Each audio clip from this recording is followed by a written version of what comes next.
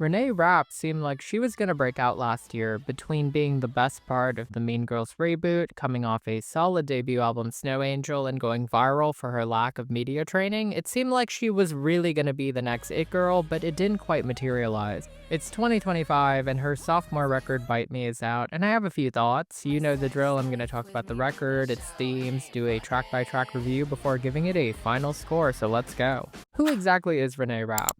Renee Rapp got her start in musical theater, eventually taking over the role of Regina George for the Mean Girls musical on Broadway, which shut down due to the pandemic. She is best known for playing Layden on The Sex Lives of College Girls before leaving the show in 2023, something that I really felt on season 3, which ended up being the last season for the show. Rapp released her debut album Snow Angel towards the end of 2023. It was positively received for being a witty pop debut, though some pointed out it did lack a certain oomph.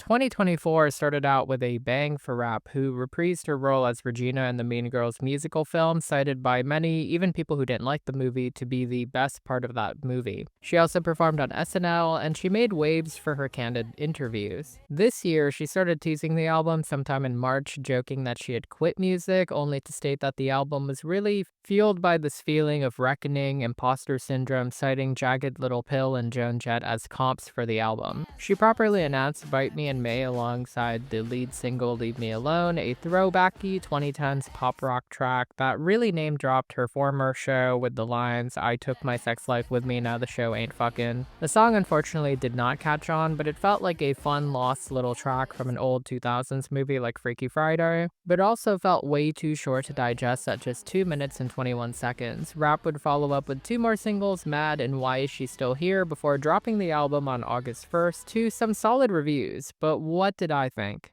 Here are some of my general thoughts.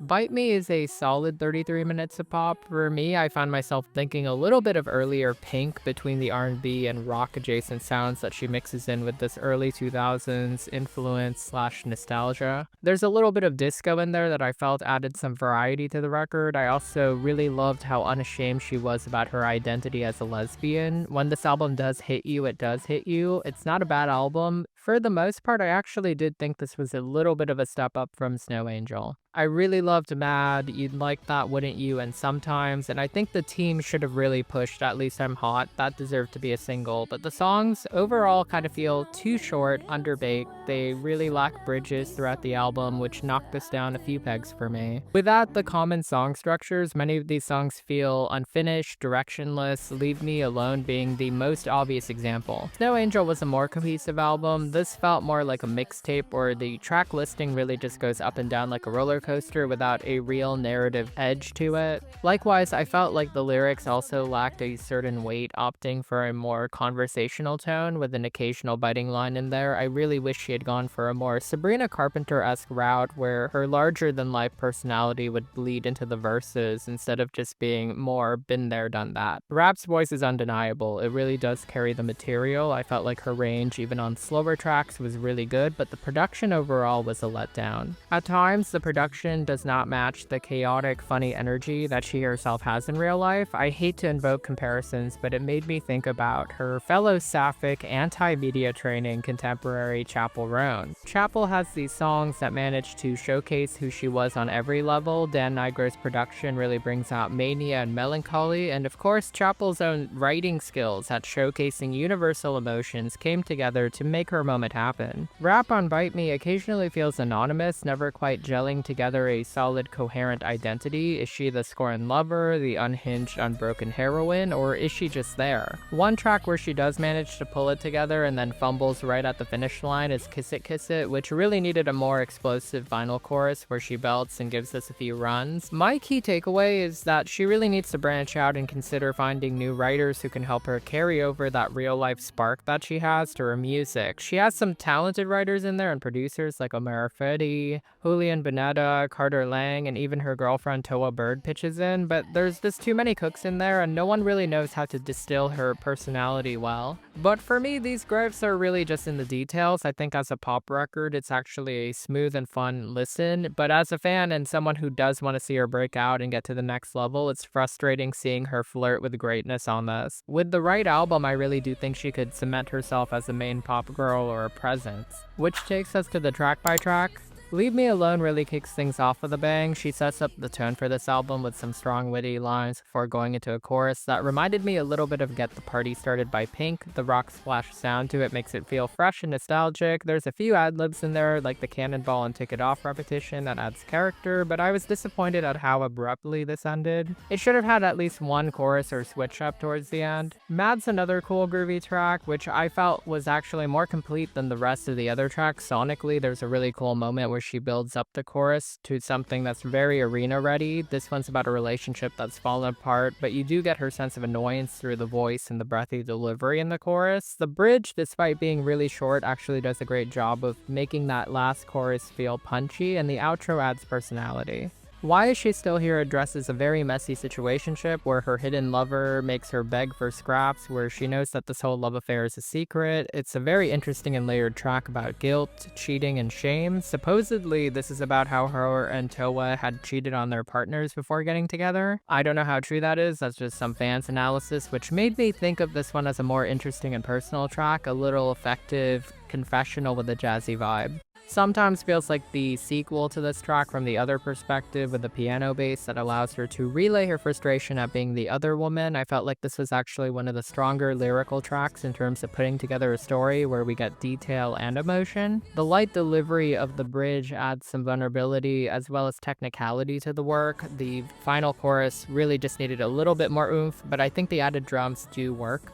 Kiss It is the one that I'm definitely going to keep in rotation. This one immediately stands out to me for its playful production. It's horny, it's fun, it's a classic 2000s anthemic silly pop rock song. It's chatty, it's a little bit of an earworm in the chorus. The pre-chorus comes in very randomly at the end of verse 2. I really liked it. I think it added some dynamic energy. I wish it had been used earlier on, and the bridge itself really does help the song shift and grow. This is the sort of direction that I'd love to see her evolve towards. Good Girl has a nice, crisp, sultry vibe to it. It feels like the perfect summer drive song. The production on this felt a little familiar, but it is effective at what it is. Melodically, this one's one of the more satisfying tracks. I do think that the lyrics came and went for me. It's about how she becomes a crazier girl after meeting someone. This one does suffer from a lack of a bridge because towards the end it feels a little repetitive. I Can't Have You Around Me Anymore is one of those tracks that I wish needed another pass. I just felt like it was a slower ballad, and it kind of points out how this relationship she is in is a pain. You really feel the bittersweet emotion, but the lyrics just feel a little trite and vague compared to other tracks on this album.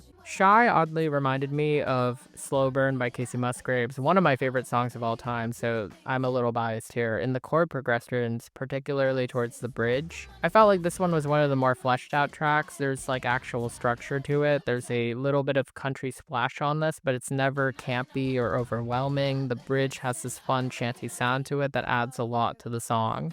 At Least I'm Hot is the one song that I recommend you listen to. It's an absolute disco pop bop that stands out because of its delivery and confidence. I think this is one of the few tracks on this album that actually understands who Rapp is. It brings in her candor, especially in that second verse in the pre-chorus where she breaks her smooth delivery to bring her own rough voice in. The chorus is just lush and fun. The bridge has this edge that she's known for, and it contrasts so well with how drinkably sweet that chorus is. This one would be a song of the summer moment had it been dropped earlier. I Think I Like You Better When You're Gone is a mid-2000s R&B vibe. It kind of reminded me a little bit of Irreplaceable by Beyonce at moments. The simple guitar-driven production lets her emote, and her voice, you really feel that frustration in there with clarity. I feel like this song plays with contrast pretty well with the angelic voice and the no bullshit lyrics. I think this is actually one of the stronger tracks for me. It grew on me. That's So Funny is a ballad that just did not work for me. Like, it's a chop. The intro piano made me think this was going to be like a Bond anthem, but then the track itself is very maudlin. It's an admonishment of an ex that apparently cheated on her, but it feels very repetitive and fillery. She tries to save it towards the end by belting towards the end, but I was checked out.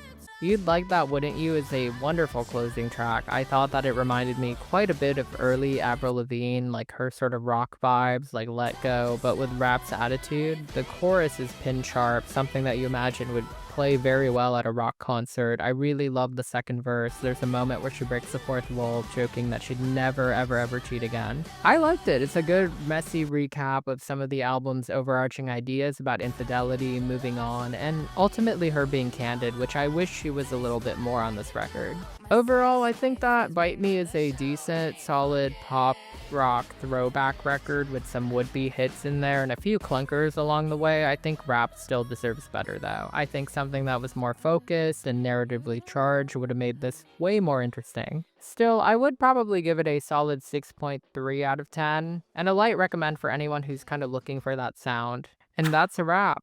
No pun intended. Thank you so much for tuning in to this very quick and dirty review for Renee Rapp's latest record. I'd been meaning to review Snow Angel a long time ago, but I'd gotten so busy with my release schedule at the time. So it's fun to go full circle and cover her finally. I hope you guys enjoyed the video. Thank you so much to my subscribers. Thank you so much to my members. You guys are wonderful. Thank you for taking that extra step. This coming month, there's going to be so many drops. I don't know what I can promise you guys, but for sure, I'm definitely doing a 10-year anniversary for Carly Rae Jepsen's Emotion. I will also be covering Ethel Cain's upcoming new album. Hopefully, I get a review done for Conan Gray's album as well as other releases this month. And of course, Sabrina. So tune in for that. Stay subscribed. Hit that notification bell thing. Oh my god, I screwed that up. I'm still gonna keep that in the take just to prove I'm not a robot. But yeah, hope to see you next video.